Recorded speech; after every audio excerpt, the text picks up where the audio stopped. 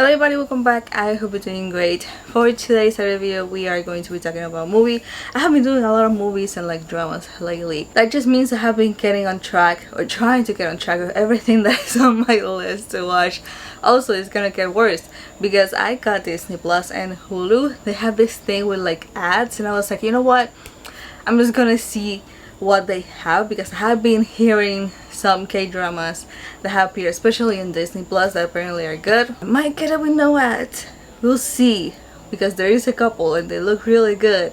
And right now I'm hooked up on another series that they have there that I didn't think they would have it, and they do. I think all the episodes from season 2 are out and I want to start watching that. So I think you guys are gonna start getting other stuff besides Netflix, like movies and K-dramas, so that would be good. But for this Saturday one, it's a movie, and it is The Rip. This one came out in January of this year, actually, on Netflix, and it is almost 2 hours long. It's a movie. I will say the beginning is a bit slow, but once you get to the half of the movie and it's speeding up a bit, it is apparently inspired by a true story, kind of. I found an article talking about it while I was looking a little bit of information about the characters and all of that. And yeah, so we're gonna talk about it because I didn't know this was kind of inspired by a true story. We are going to talk about this. Now, I'll say if you haven't seen this movie, there is a little bit of a twist at the end. So if you haven't watched it and you're the type of person that don't like getting spoiled when there are twists on movies, you might want to watch the movie first and then come and watch this. If you don't mind, or if you already have watched it, then you can keep on watching. I just want to say that right now because there is a little bit of a twist at the end that honestly I kind of wasn't expecting it. I should have, but I didn't. They did that part really good. We'll talk about it at the end. Let's get first into telling you guys about the movie and all of that. It starts with a scene from a captain. We're saying a captain. What was her name? Jackie Velez is her name. And she's talking on the phone, driving. She parks and she gets attacked when she gets out of her car by 2 people. They're in masks. We don't know. She gets shot. And then we see her testing something. And then those 2 people come close and shoot at her a couple of times. I saw this movie with my boyfriend, by the way. And when this scene happened, the people that are shooting are using shotguns. And I literally looked at me and I was like, that's I don't know anything about guns. But I was like, is that a shotgun? He's like, yeah. And I'm like, isn't that supposed to kill in a way? Or at least almost kill you with one shot? Especially that close that they were shooting at her. And he's like, shoot. I'm like, okay, probably another different type of shotgun that takes a couple of tries. Because they shoot her a lot of time with a shotgun. And they don't reload it either. So I don't know if it is that shotgun was very special and or something. I don't know anything about guns. But I was like, I'm used to see a one-shot kill with shotguns. Maybe they're different ones and all of them do that. Probably should have looked it up. But what's the thing that I was like, why are you shooting her so much if it is a shotgun? Maybe there are different types and they have one of those that you need to shoot a couple of times. But she dies right there. And then we meet the team. This is the team that she was the captain of. We have Dane DeMars, JD Barn. I don't fully understand how to pronounce, so I think I'm just gonna call him JD. All this whole thing because it is way easier. Mike Rowe, Numa Batista, and Lolo Salazar. You will hear a little bit of Spanish here and there in this movie. Don't get surprised. There is quite a bit of Spanish on this. They all worked again with Jackie. She was the captain, and they are part of the tactical narcotics team. Especially they get a tip. From what I understood, they get a tip whenever there is money in places, and they go there and they check it out and they get that money and they bring it back and it goes from there. That's what I understood. It's probably a proper way to explain it, but it's something like that. I know it has to do with money. And of course the whole team is getting interviewed by the FBI because Jackie is dead, and they need to investigate the whole team, see if one of them did it, all of that. There is the person that is interviewing them that is called Del Barn. He is JD's brother. There's a little bit of a tussle and fighting with both of them because apparently JD, they have some kind of romantic relationship with Jackie from what they are showing us. And, you know, their brother is kind of pushing him a little bit about it, so they do fight. Dumars, he gets a tip that there is a house in Hialeah. I should have learned probably how to say these names, shouldn't I? They said it so many times and I didn't catch it. So the team is going to go there to see this money. Right now, Dumars is kind of the one that might replace Jackie as the captain, but we don't know that yet. So one thing that you need to like pay attention a little bit is that while they're preparing to go to this house and see if the money is there and all of that, the members of the team are all asking Dumars, oh, how much is the tip saying the money is? And he's telling different amounts of money to all of them. It's like from 70k to like 300k. It's all over the place. All of them got different numbers. When I first saw this, I was like, what is he gonna do? I mean, I didn't know about the twist, but at this point I was like, what is he gonna do? I didn't like that he was like doing that, because I was like, is he going to like take the money? Because what they do is very intense. It's not the word, but it's very like protected or something. There's a lot of like rules and a whole thing that they have to do when they do find this money, because the whole money that they count have to be the same thing that the higher ups are counting when they take it. So it kind of lets you play with it. It's like if you see 100k and it's like, I can just take 25k's out of that and put it in my pocket and just say it was 75k. You know what I mean? So there is a lot of rules here that they kind of have to follow if they do find the money, if they count it and all of that, and they'll have to kind of give the same amount of money, like say the number, all of them the same one, otherwise it can kind of look like maybe you took some of the money, that type of a thing.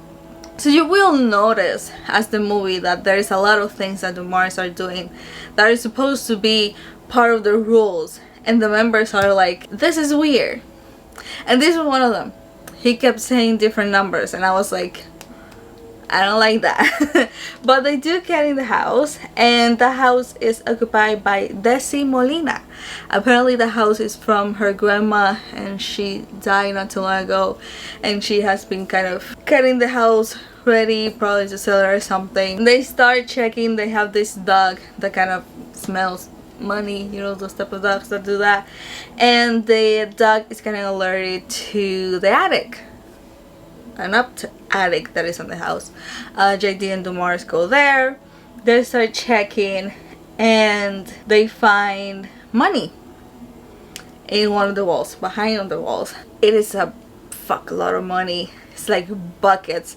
They even start breaking the wall to get everything out, because it's like buckets full of money, and some of them is like wrapped together and it says 150k to 100k. Some of the packets are already open, which they will have to count, but it is a lot of money. So while the members are kind of breaking that wall to get the money out in a way, JD and Dumars are kind of talking to Desi and being like, hey, where is this money coming from? What is happening here? Dumars is kind of freaking out because again, there's a whole protocol that they have to find and like, not find, but like follow essentially. And from like 100k to 200k that the tip was saying, they now have 20 million. Or at least that's what they're estimating. That might be 20 million right there. And they're like, it's a fuck a lot of money. There's a protocol here. And Dumars is freaking out. JD is freaking out. All of them are kind of freaking out. And Dumars is like, let me think. Because again, it is a lot of money that they could pocket some of it, because nobody knows how much that amount is. They could do it, which seeing Dumars kind of freaking out about it, I was like, you're freaking out too much. Like, I understand, but at the same time, you're acting weird. I don't know how I feel about you. But he decides to tell the girls to kind of start counting the money. There's a lot. They go to the garage to do it. There we go. He's like, you know what? The packets of money that says 150, we're just gonna think that it's actually 150. Then once they're open, count those, and we'll go from there, because they do have to count the money on site and then transport it to the other side while they were counted, and that's where they need to give the amount, and it has to match with what the higher ups are counting. A lot of things here happening. One of the things also that Dumars does is take all of their phones, but the thing is, Ro, he has a burner phone, and nobody on the team knows that he has this, and he's communicating with the person throughout this burner phone, and he is kind of telling this person what is happening, the money that they found in the house, how much they're estimating that it is, all of that. He's outside most of the time, kind of watching outside. Everything is very creepy outside for some reason, just very creepy. Desi is also being weird, telling them like, you know what, just take the money that you think it is and go, leave it. You don't need to do this, it's dangerous. The phone in the house rings all of a sudden. Dumars is the one that takes it? Yeah, he takes it, oh my god. And the person on the phone tells him, leave the money, do not take it, just take the 150k that you need and leave the rest. He gives it like a certain amount of time that they got to like leave the house and just take that money, otherwise they'll come and kill them all. That's basically what the prisoner says on the phone. Dumars does end up calling the DA Matty Nix. He's another character in this. He doesn't appear as much until like kind of the endish, but I do talk to him here and there during the movie. Oh no, wait. JD is the one that ends up calling Matty Nix, the DA. He's DEA. He's doing this because he's very sus that Dumars is so freaked out about this money, and Matty is like, hey, he might have something to do with this money, and people thinking that you guys are taking some of the money. Maybe it has something to do with Jackie's death. I wouldn't trust him if he is that freaked out about it. Which again makes JD kind of look at Dumars and be like, I'm hating you even more now. So apparently the whole neighborhood that they are there what? The whole neighborhood that they are right now is controlled by the cartel. Apparently, there is like JD and Ro are outside, and they notice like the traffic lights blinking, like it's like Morse code, and it's like spelling pegs, which is kind of a sign for cops essentially. So they think that that is kind of weird that the lights are doing that and are spelling pegs. Ro does get in the house, and that's what Desi tells him, hey, I think they're planning to rob this money, because she was seeing Dumars, Lolo, and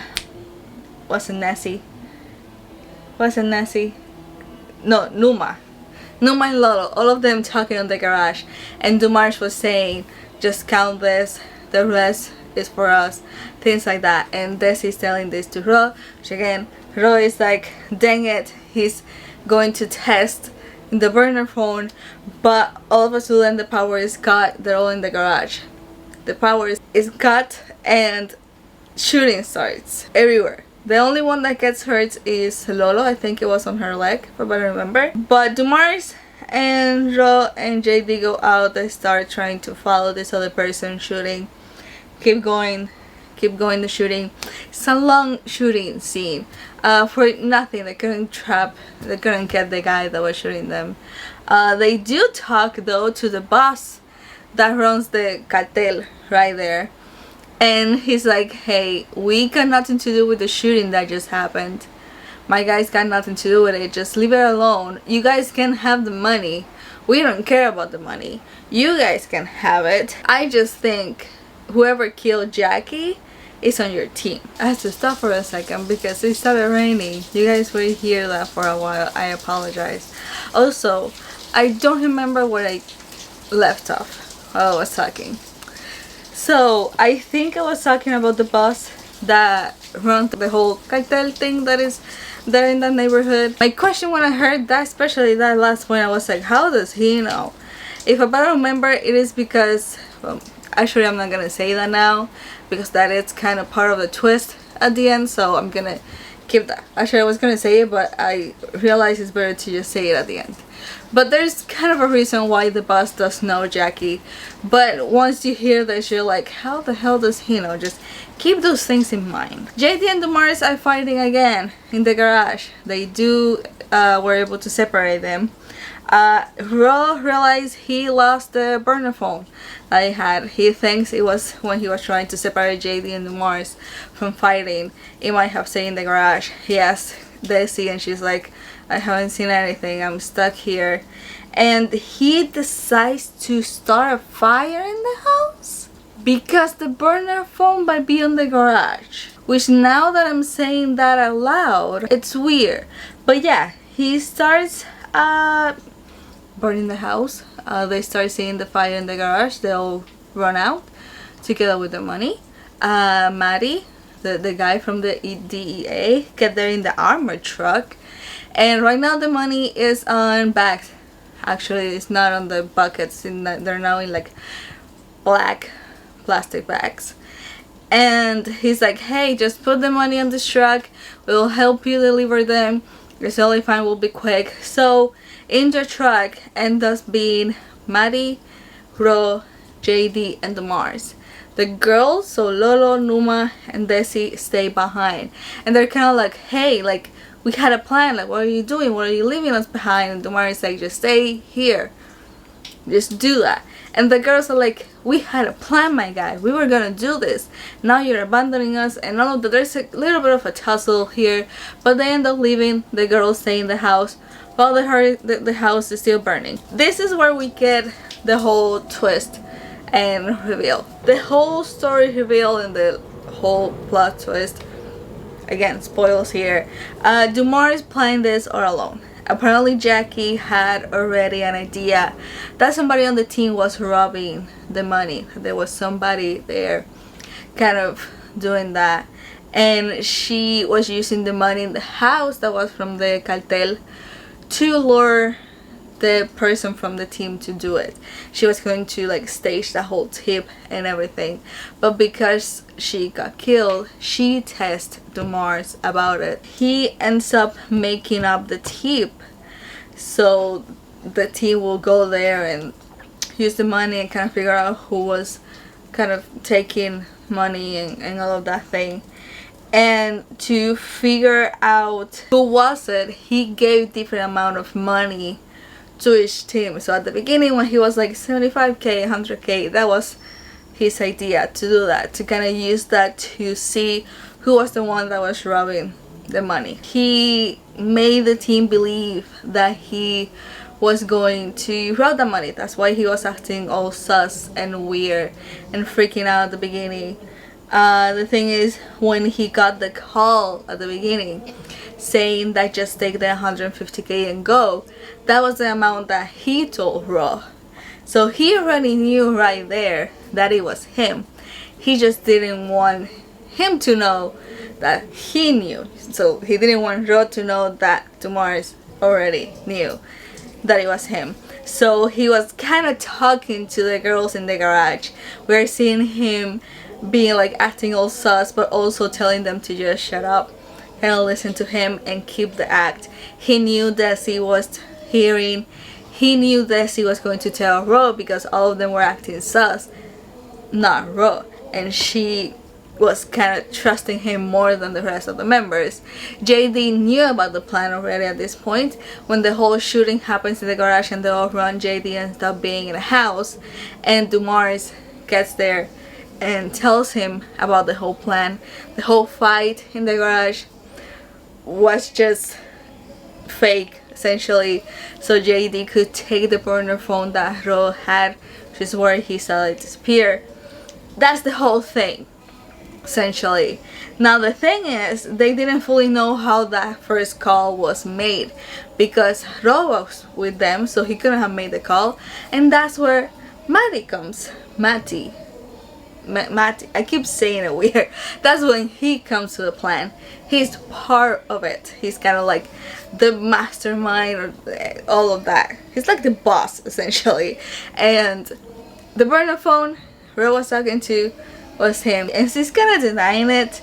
And JD is like, okay, so open the phone. We know it's yours. Ro, so open the phone.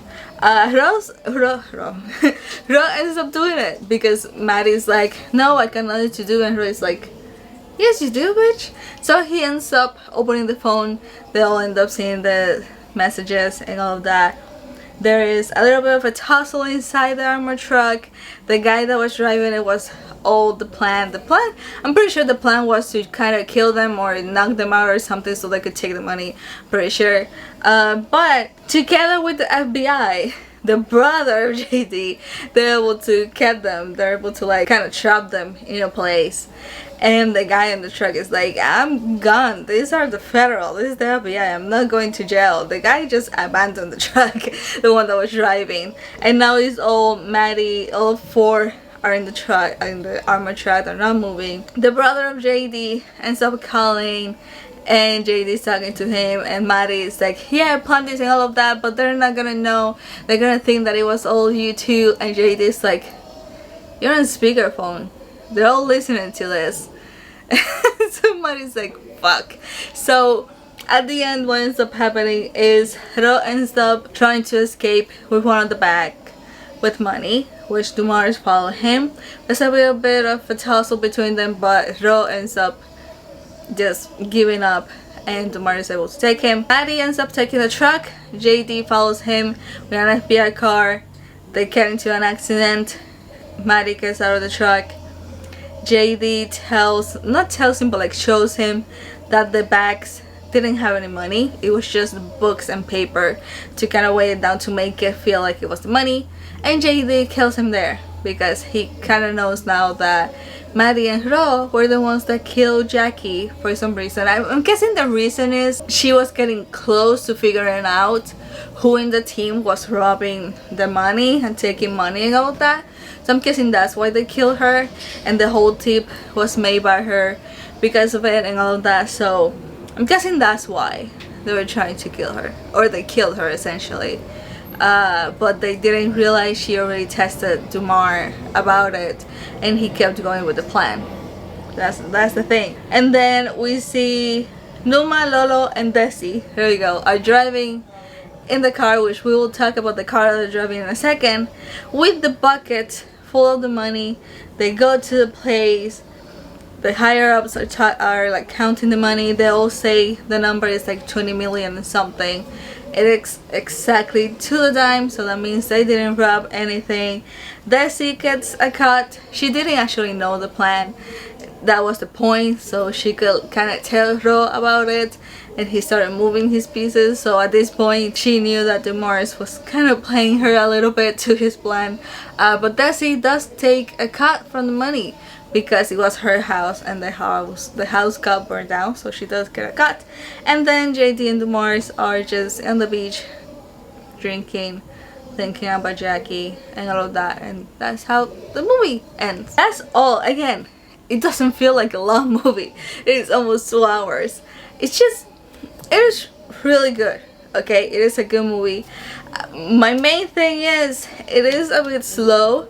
Like the first half of the movie is kind of presenting you the characters and building that up and building the tension and the weird and all of that, and then throughout the half of it is that it kind of starts picking up, and then I will say the last half is like when there's a little bit more action. It's not it's just a little bit slow. If you're the type of person that doesn't like slow movies or that the action is very towards the end, you might not like this movie. I think it is really good, but if you don't like those movies, you might not like this as much because it is kind of a slow movie.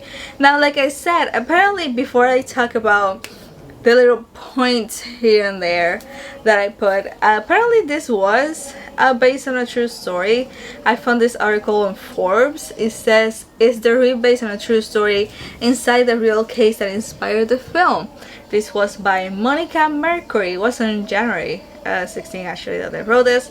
Netflix new crime thriller The Rip is now streaming, with Matt Damon and Ben Affleck starring as two Miami cops who stumble upon massive stash of cash at the cartel house. The film is inspired by an actual incident involving the Miami-Dade Police Department, but how much of it is true? In The Rip, Lieutenant Danes Dumar and Detective Sergeant J.D. I'm not even gonna try.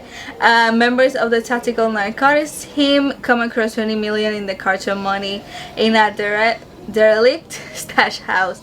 Under Miami law, they are required to count it before leaving the premises. The cops and the team have only a limited amount of time to count the money before the dangerous man who stashed it there return to claim it. As they count the cash, trust within the squad begins to fracture. They have to count the money not knowing necessarily who to trust, including one another. Writer-director Joe Carnahan told Netflix to do. Is The Rip based on a true story? Yes, The Rip is based on a true story of Chris Casiano, a real Miami cop who discovered a massive sum of money stashed in a house while serving as head of the Miami-Dade Police Department Tactical Narcotics Team. The cash was hidden in containers inside the wall that they sledgehammered out, Carnahan explained to Gold Derby, adding that just like in the film, there was also a dog outside barking and going nuts.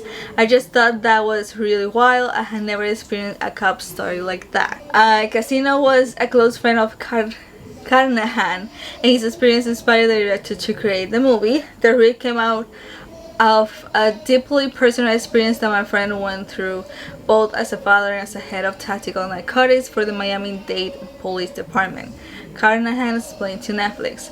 Carnahan added that he was also inspired by classic 1970s cop thriller that really valued character and interpersonal relationships and became touchstones of that era. Films like Serpico and Prince of the City, yeah, and more recently Michael's Man hit he told to them.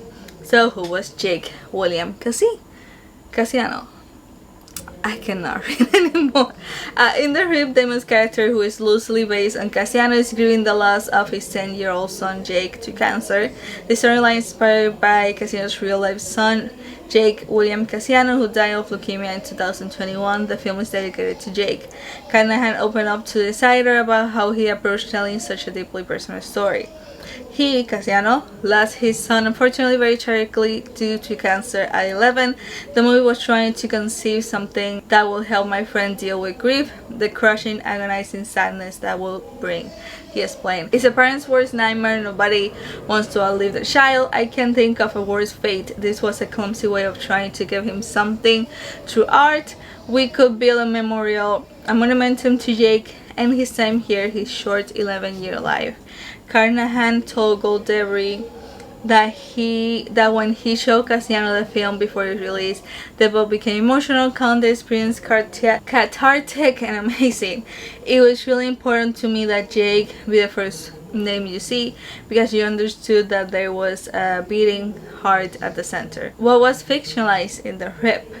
Well, the basic concept of The Rip offers finding millions in contained money and being required to count it. It is true. Most of what unfolds in the film, including the corruption, dirty cops, and the confrontation over the money, is not. Although Carnahan confirmed that the dirty cops storyline was made up, he noted that all the stuff about counting the money on the seashore on scene is absolutely true. Absolutely true. In the real situation revealed, it took 42 hours to count the cash. They required to count it twice actually by hand. The real Rip, Sasha's character, Desi, played by Sasha Calle, In real life, that was an older man, he explained. At some point, they sat this guy down to start counting. They had to get the guy that owned the place also counting. If you're off by $1, internal affairs gets involved. This is a very real thing. Carnahan added that his responsibility was to take the elements of it that I thought were cinematic and parse through it, so as they couldn't make a 42-hour film. Certain things were expedited, certain things were snipped, and so on, he said. They do tell you that the final tally in the movie is 20,650,000. Oh, I said that completely wrong. 20,650,480 $100, which is the same amount Chris Cassiano discovered in real life, actually. It says they're watching this counter, it hits a number, the final tally. Chris removes a business card and shows it to the DEA guy. It's the same number, which I thought was lovely, Carnahan added. There is not enough story like that where they do the right thing. So it is based on a true story that definitely, again, changed a couple of things. I didn't know it was actually based on a true story. So when I was looking information, I found this, I was like, huh. Didn't know about that. Like I said, a couple of things beside the one that I said that is kind of slow, so if you don't like those kind of movies, this might bore you a bit, especially the first half. They did a good job when it was like the whole twist at the end. I'll say that because again, throughout the whole movie I was like, Dumar is acting sus. He's gonna do something. I don't think he's gonna kill anybody, but he's gonna put some money in his pockets or something. And no, it wasn't that. It was just another guy, and the whole thing with Jackie and the message and all of that was like, oh, it wasn't you.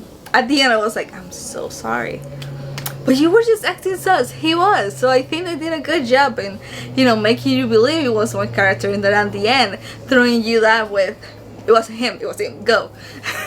The one that you were caring about, the one that you were thinking that was doing the right thing, it was him. There you go. So they did a good job. A couple of things. Again, I don't know anything about guns, but like I said, I always felt like one shot with a shotgun, especially that close, was enough. But again, maybe there's different type of shotguns. Probably some hold more than 4 bullets.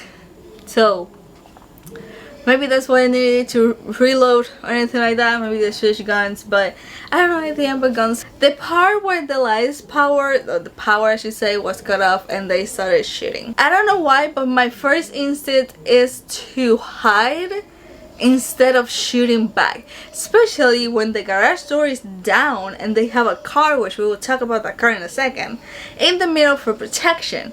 I don't know where I'm shooting, especially when the power is cut. So my first instinct is to run and hide first and then see if I can shoot back. If not, then I'm staying hidden until something happens and I can either shoot back or the gunfire stops and I can run somewhere else and see who it was. None of them reload the gun. I don't know what I have with no reloading guns in movies, but I was like, only once happened here. I think it's because I'm used to the whole screaming and reloading and people like kind of covering that person. Maybe it is that I'm used to that, but nobody reloads the gun here. I know they hold a good amount of bullets, the ones that they're using, but still once. But I don't know, that again, the scene was nicely done, but I was like, my first instinct is to run and hide instead of shooting, especially when I don't know what I'm shooting at, because I'm being protected by things. That car was in the garage, okay, and they moved it. They didn't have the keys or anything. They had to use something to move it to the front where the door is for extra protection, essentially. So I feel like the car must have been hit by something, especially when the gunfire happened. One of those bullets should have hit something in that car. But the car, yes, it was shot at the end, but it was running fine. At the end of the movie, that's the car that they used, the girls used to move the money in the buckets to the safe place. The car was moving totally fine. I feel like with the amount of gunfire that happened in that scene, that car should be more down. It just shouldn't work. And also, while I was writing the notes, I started thinking back in the car. And again, like I said, they didn't have the keys or anything to this car. They used something to move it to the front of the garage. The door, the car is right there for protection. When the fire starts, they could see it in the garage. When they came out, I didn't see the car out. I really want to know how they got that car out. And how they got the keys, because the house is already burned down, or it started to burn down while they were talking outside and Maddie gets into the armor truck in the morning, all of that. Desi didn't know about this whole plan at all. The girls could have told her there, but there wasn't enough time for her to get the key, and she didn't know about it. Maybe I'm overthinking this, but I'm thinking how they were able to move the car out of the garage when the house is burning down and they didn't have the key. And I didn't see the car out. I feel like I missed something in that part, but I was like, how? Because again, Desi didn't know anything about the plan, so it's not like she had the keys in her pocket. How? I was thinking about it while I was writing the notes. I was like, how did they cut that car out? Because yes, they probably opened the door to the garage, but the fire was already there, so they could have pushed the car already out. But then again, why would they do that if they went in there with their cars, but the cars got destroyed when the gunfire? So they could have taken the car out to go, but still that would have raised some red flags to Ro and Maddie if they saw the car out. You know what I mean? Again, maybe I'm overcomplicating it. Maybe I missed something in this whole thing. Maybe the fire wasn't as much as I think it is, and they were able to find the key and put the money in the car and all of that. But with the amount of gunfire, I feel that car shouldn't be driving as well as it was. And two, how did they got that car out? Questions. I didn't see it. It's just questions, that's all. But I had that question. Other than this point, I think this movie is really good. Again, it might be slow, but once it starts to pick up, it is good. There's a lot of action to it. The twist, they did it really well, because again, this whole time I was like, Dumars is sus, everybody sus. Roy is the only one that I feel like I can trust. And then at the end, I was like, oh no, no, no, no. I was played. That's great. So they do that. They do a very good job with that. But if anybody has seen this movie, let me know what you thought of it. Did you like it? Is there things that I missed? Please let me know, especially with the car thing. Please let me know if I missed something, because I don't know, maybe I did. Yeah, let me know what you thought of this movie. Are you gonna watch it? What do you think of the twist? Let me know. So yeah, thanks so much for watching. I hope you're doing great, and I'll see you on the next one. Bye bye.